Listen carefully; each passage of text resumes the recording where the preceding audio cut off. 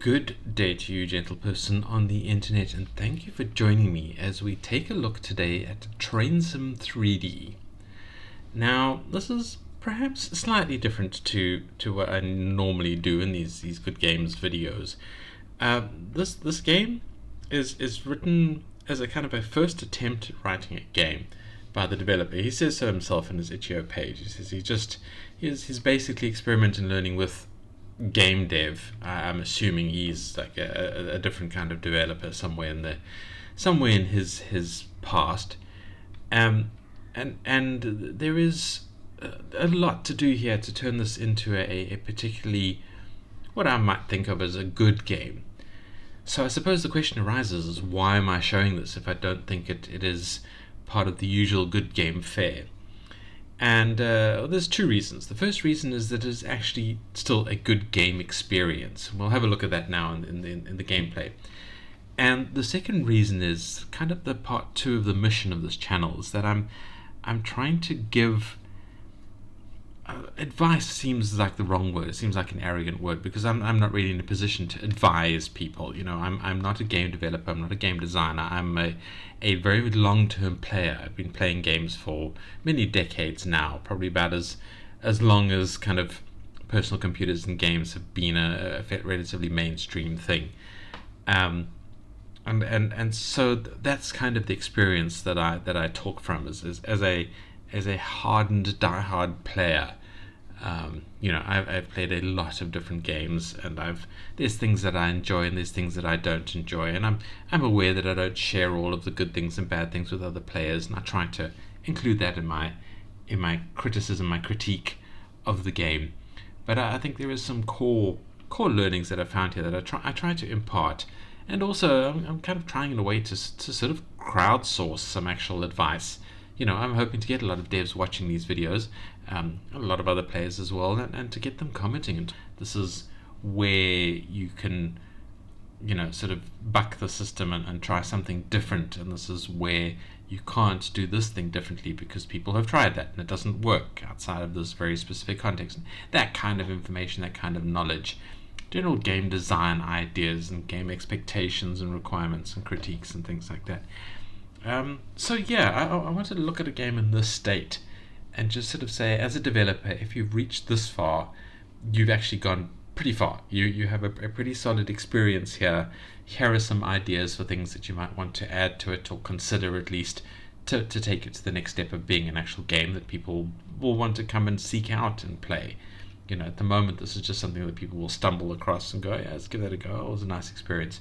But you do want to get to the point where you're actually going, here is a game that someone is searching for because their friend told them about it, or they saw a video on it or something like that. That's where you want to get to in the next stage of kind of game design and game development. And here, I hope, are some ideas for doing that. First of all, let's have a look at the game. I've tried it in Firefox. It worked absolutely fine. This is now Chrome, the Chrome browser, and let's just put our name in there. It's not required, but it means you can, if you close the thing and you come back and you put the same name and you sort of start at that point again, I guess. I have no idea where the information is stored, but let's just put our stamp on there. So we are starting with a rather nice kind of fade start and some very cool the kind of vibes I absolutely love. What do you call it? Lo-fi. Very, very cool lo-fi jam. And here we are, a train driver. We're looking at the very front of the train. I guess. I mean, the ideal would be to be able to see. I don't know. I mean, I guess this is what modern train drivers see, because you don't see a big engine in front of you. You don't have to look past the boiler and the smokestacks and things like that. The driver's normally right at the front, looking out of a window. So I guess this is quite accurate. Anyway, on the bottom left is our speed control. On the bottom right is our brakes. We have a speed limit up there. We have, I guess, a safety rating on the right here, and an idea of what our track is going to do. So we start pressing W just to shift up our speed controller here, and we start moving. And we see up at the top left that we have a certain distance to our level 1 terminal. And we can pick up speed a bit more if we so choose. I don't think there's any kind of time limit or anything yet in the game. But yeah, we can speed ourselves up. I think we don't want to hit the speed limit. I'm not actually sure what happens if we do exceed the speed limit. But we're cruising pretty fast. We've hit 80, 90 kilometers an hour. It's actually pretty fast for a sort of a backwards train. You know, the super fast trains, the Shinkansen, and other bullet train types go really fast these days. I think their hits about sort of 300 to 400 kph. And sort of the top end ones and experimental ones are, you know, exceeding 500. And that's like sort of, you know, jet level. Jets hit like 600 kph, sort of actual passenger jets are 600 to 900 kph. So, I mean, trains are getting pretty insane these days, and of course anybody who likes trains likes that. All right, we're heading 500 meters to the thing. We've got kind of the warning signs we're putting up, so let's drop our speed all the way down. So we have no more forward pressure, we just have momentum behind us now. I can't actually read what that says. I think it's just saying thing approaching soon. So here's our station. I mean, I don't know where we're supposed to stop along it anywhere, I think, but let's hit the brakes and we can stop. Let's say there, and we succeed. Train sim station stop complete. You stop before the platform end, and we click next level. And now this is kind of where the gameplay levels end, because as far as I can tell, the only difference between this one and the previous one is that the terminal's further away. So let's start cruising. And while I'm still showing off a bit of gameplay, just in case anything interesting happens, we can start talking about the critiques and see how we can help this game and other games maybe consider some things before we,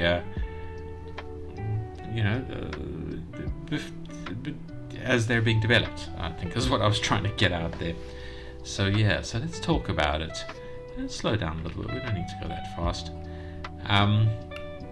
So yeah, let's give my usual criticisms for the game and see what nuggets of things to think about we can pull out here. So first of all, the UI. The UI is quite nice. I do like a more minimalist look, and we have a pretty stripped down UI here. You know, we've got our speed and sort of the idea of the train, you know, the curve of the track ahead of us here.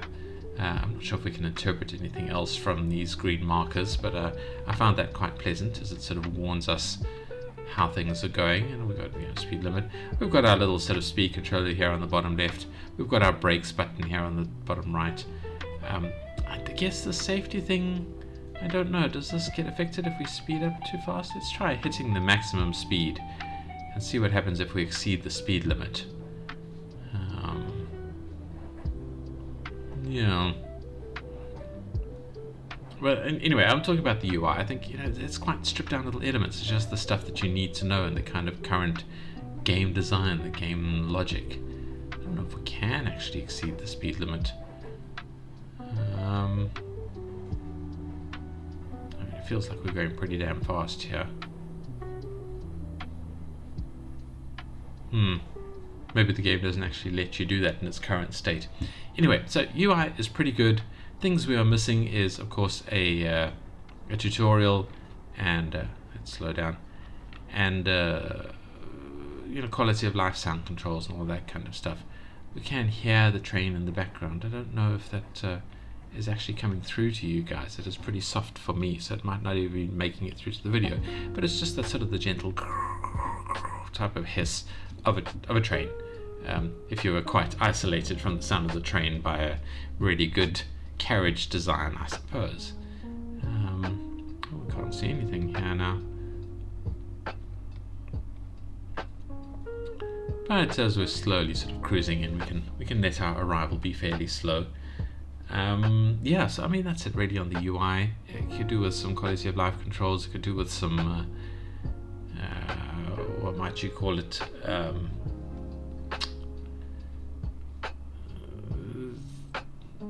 I don't know, what was I going to say? Quality of life, sound controls. Oh, tutorial. Tutorial was the other point that I wanted to mention. Yes, it could do with a bit of a tutorial to tell us kind of what we're supposed to be doing here, what the objectives are. Yeah, those kinds of things. We need a little bit more of that information. I'm going to stop right at the beginning of the thing here, see if it does anything. No, it just was happy with me stopping at any point along the platform here, and to help with it, the passengers can get out onto the ground before the platform. I don't care. Sounds are fine. I love this music. This music is a very cool groove. It's a little sad that we don't have quality of life sound controls, but those aren't too necessary in this. Yeah, sort of the train noises do need to be a little bit louder, a little bit more variant and variable, things like that, just to give it in. Artwork. Alright, well look, the game is quite good looking, I think. I like the way I like the way the movement is. It feels like we are on a heavy train. They've got the movement pretty good and the way it responds to the speed. The backgrounds are kind of dull. You've got these mountains. It is a lovely sort of mountain landscape, and then you just have the scattering of trees. And I think this really needs more stuff, more objects here. It needs farms and buildings and all of that kind of stuff to be on the side. See, I'm kind of judging this from the perspective of I watch a lot of videos in Japan because it's a fascination of mine, and of course a lot of train videos come up there because trains are a big deal in Japan, and a lot of those videos show trains traveling through cityscapes and then out into countryside and back to cityscapes again, and there's some beautiful stuff there that I would love to see reflected in a game like this. Also, kind of gradients. It feels very flat here. Actually, it feels a little bit like this track is tilted slightly down the whole way. Let's slow down a bit just while we're talking. So yeah, it does feel a little bit like we're running slightly downhill. I'm not quite sure why that is. I think it's just the perspective of the track and the way we kind of can't see up into it properly in the distance or something. I don't know. Perspective is a difficult one to get. I don't know why I feel like we're going downhill, but just slightly it does feel a bit like that. Yeah, but I mean, otherwise, looks-wise, the art is stunning. And those are sort of the basic critiques I have for the game. But this now leads us to the more in-depth critique. And I suppose the core thing I need to say here is this isn't really a game in the strict sense of the word. I mean, it is in that it is an interactive experience where you're driving a train, and there's a few constraints. You have to stop before the end of the carriage and things like that. But it's where it begins and ends. So this is more a bit of an experience than what I would call a game. And I think at this point the developer needs to decide what kind of game they're going to make, because I can see a lot of options here. Depending on what keeps the developer interested. I mean, if we're going to keep this as a kind of strictly as a train sim, then you need more controls and more indicators and things like that. So running an actual train is quite hard. There's a lot of things you need to do. You're going to need to add sort of gradient levels and things like that, and possibly sort of events that happen on the track where you have to slow and stop because there was an issue on the track, or speed up because you're running late, or something like that. There will be gameplay elements there that you then need to manipulate the train controls, hopefully more and more realistic train controls to deal with, to interact with. At the moment, the only real challenge here is keeping your attention going until you reach the terminal, and I must admit that is a bit of a challenge for us in the neurodivergent sphere. But it's not quite enough to actually give this a game rating, as it were. So that would be like a train sim game, or you could make it a sort of a passenger train sim where you're having to deal with passengers and deal with sort of the terminal locations and how to line up on the terminal, and probably a management thing where you manage the staff on the train and the length of the train and all that kind of stuff. And that would be quite nice combined with a sort of more realistic train driving sim. That would actually be a hell of a game that I think would do really well. You have to drive the train as realistically as possible. Then you get to the next platform, and you have to manage like the passengers and the train cleanliness and technology on the train, upgrade the train and all that kind of stuff, and hire the staff and all of, as if you were a sort of a single small railway company with only a single train that you're now managing almost as an indie affair. I mean, it's not very accurate in terms of how trains really work and are run and things like that. But it would be a fun game. It would be a fun game to sort of touch on all those elements and make them as real as it is allowed for a game experience. That would be good. Alternatively, you could go down the road of making this like a post-apocalyptic sort of sim, that you're just driving a single train that is, I don't know, solar powered or nuclear powered or something like that in a post-apocalyptic landscape, and there's monsters and things that you have to fend off or run away from and all that kind of stuff. That would also be a very, very fun game, sort of post-apocalyptic train, apocalypse train now. I'm obviously thinking of movies like, what is it called? Snowpiercer and things like that, where you're running this train and there's people on it that you're keeping alive and they go and scavenge for you. So I guess a little bit like the running a train sim that I was talking about, but with post-apocalyptic theming and things like that.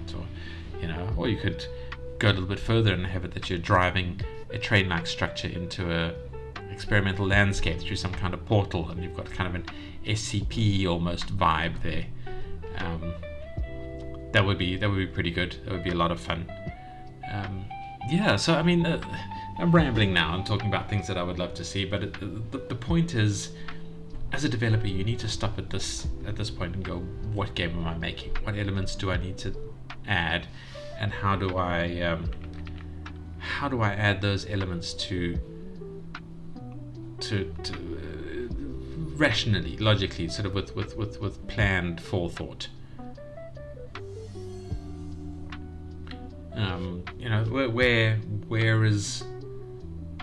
Where is my logic going?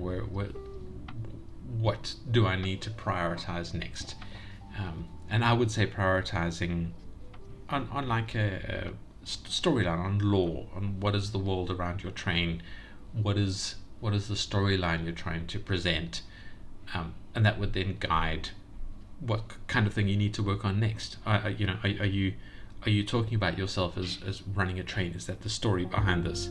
So do you need to now start adding management systems or more realistic train factors, or are you going for a more actiony game? So you need to now start adding like post-apoc scavenge missions, or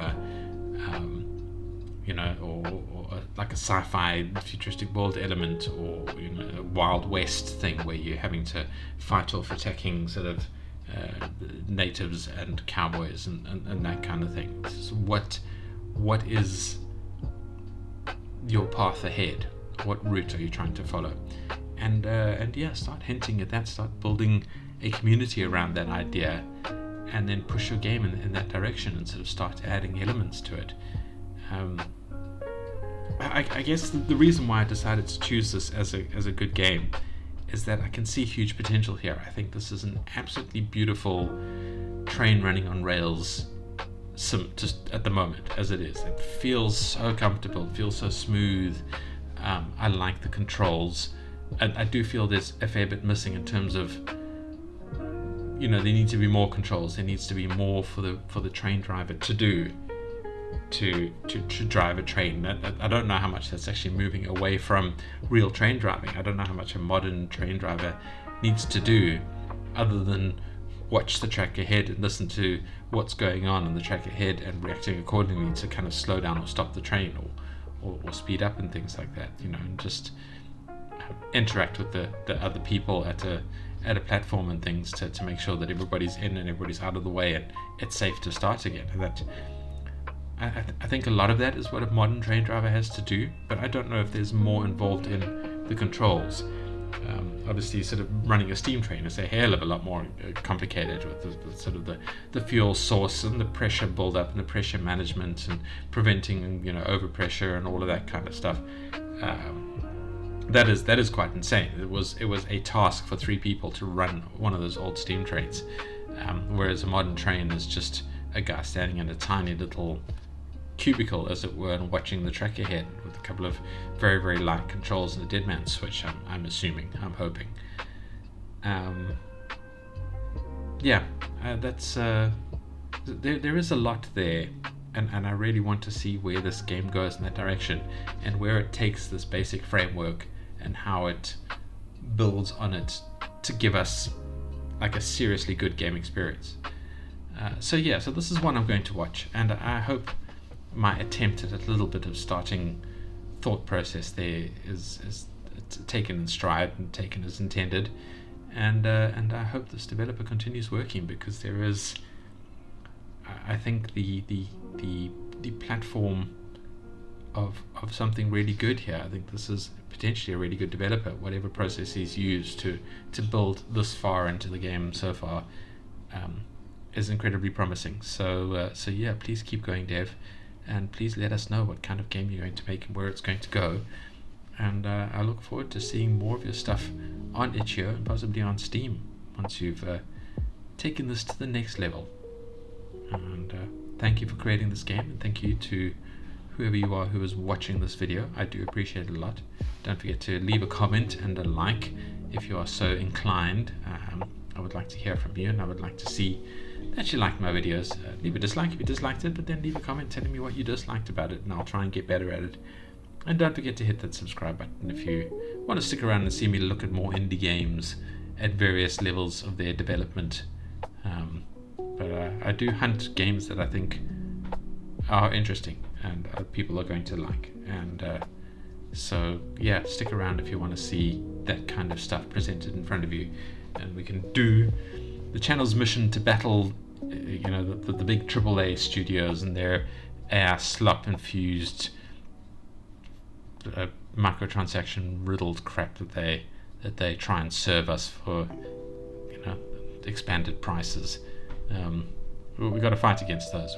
We've got to support the indie game community who make good stuff at a reasonable price, or even stuff like this which is free.